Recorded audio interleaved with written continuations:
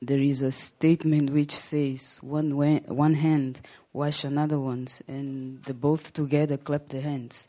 And I believe that this is how we should do it. I have a question for you. Let's Yes. say you have a magic stick, and that magic stick could do anything you want, whatever you want. Now, you got that stick. What will you do with it?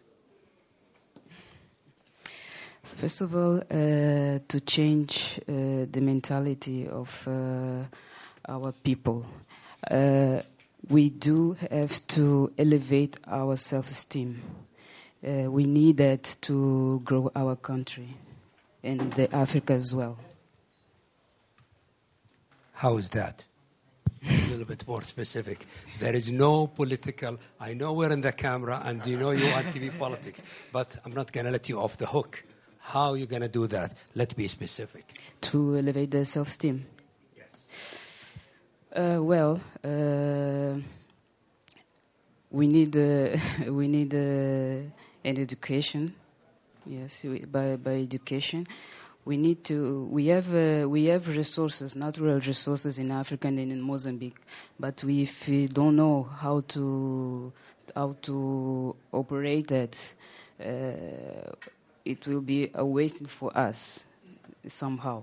And I believe that if we have a self-esteem, we believe in our country, and we can do what the other nations are doing. I have requested a personal favor yesterday from President Rawlings, and he wants to be politics. Maybe he doesn't want to sound politician, but boy, yesterday he was very politician. I asked him, I need a favor from you. He said, sure, no problem. I said, okay, when are you going to write your books? Now you could hear him. He's very blunt, very nice, straightforward. Well, he started to talk like the water in his mouth. Well, I promise you. I said, okay, give me when? Well, sometime next year. I said, give me what date? And then he promised. And as he's standing here, he promised that is by August 2011 that he's going to write his book. And I here say to myself, I am willing to finance the printing of the book and the publishing of the book. But I just want you, all of you here, okay? No, don't give me clap hand. I didn't get nothing yet. I got a promise. Now, I honestly think, okay, give him 51%.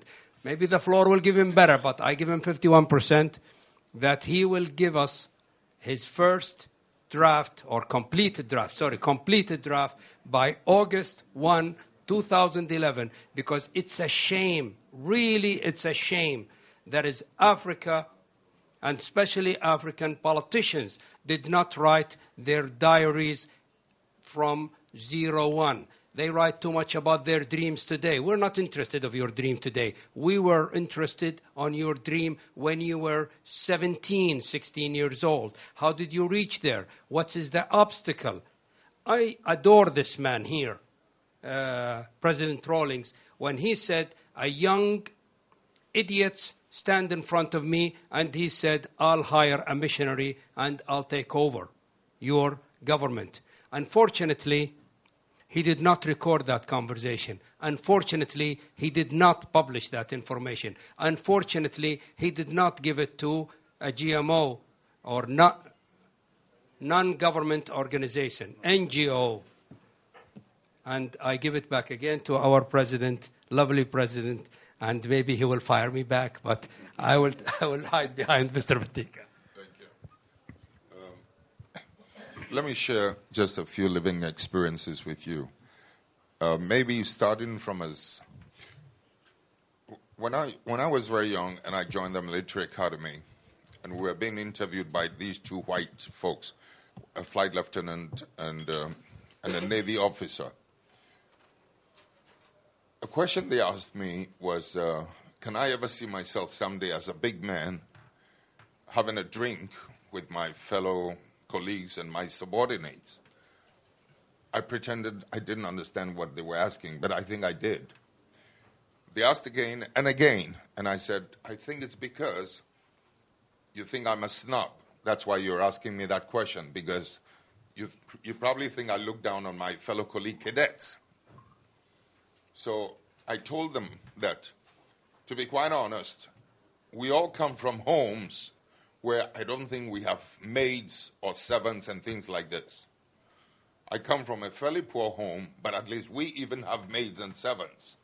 But I do not treat the maids and servants as slaves the way they treat the soldiers who've been allocated to us to polish our boots and things like that.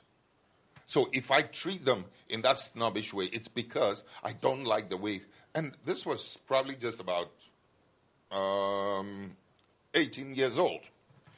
Around about the age of 13, 14, etc. Holiday jobs. I would work with laborers. And that's where I began to understand and to appreciate their mentality. We hardly ever spoke English. If we were speaking English, I would not get to know the richness of their hearts and their minds. But in speaking their language with them, that's when I realized how brilliant and intelligent they are. But the minute we switched into English, their intelligence became very stunted. And that's why I began to... I'm only saying this because when I took over in 79 and came back in 81, I did not inflict my will on the people. Instead, I've subjected my will to that of the people. That is not to say that I did not keep my vision in mind. But I'm telling you, we were able to make the greatest progress in our time when the people were allowed to unleash their energy. I'm only simply saying to you, don't underestimate the intelligence of your people. Don't patronize people. And as much as possible, as you interact with people, and I'm glad they're talking about communal, interactivity with them, do it in such a manner that even if you find their performance below you, draw them up to your level. You then make them as strong as you. Okay? Try, and there's Paulo Freire's book, Pedagogy of the Oppressed. It's a very interesting book. The one written by, he settled in Algeria. He settled, you people must know. Please, if you're not, then you're not reading. Frantz Fanon. Okay? I haven't read beyond 36 pages of any of those books. And yet I knew what they were talking about. Because for me, it was a living experience, okay? There's a simple little book which I gave to my daughter at the age of 15. And this book is called Jonathan Livingston Seagull. I think the gentleman must have been a pilot. So he used it as a theme to strive for perfection. What I'm trying to say is this. Anybody can fly. Anybody can possibly be a doctor or whatever it is. But if you want to be a good pilot, it's very difficult. If you want to be the best pilot, it's even more difficult. So in whatever chosen profession you may have decided on, you can be as good as anybody.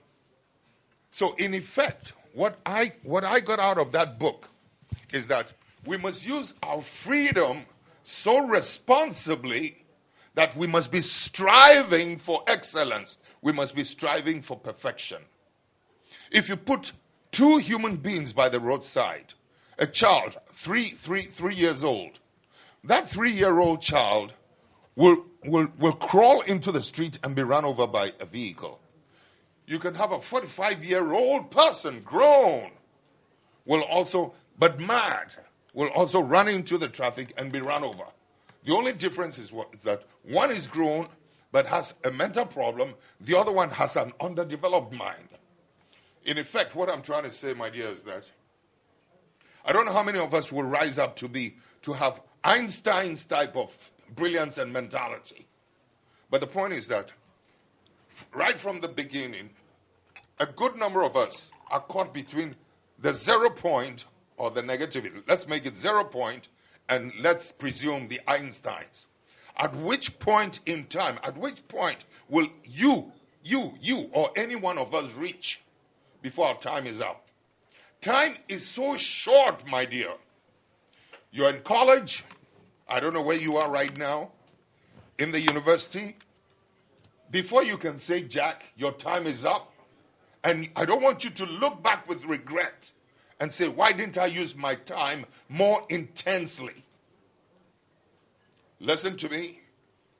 I'm not saying it to brag, but I could do in 20 minutes what it would take some of my colleagues to do in 1 hour because I ate. When I went to sleep, I was flying in my head. In other words, I took myself seriously and intensely. And I think this is what, at the end of the day, makes the difference between this expertise and that expertise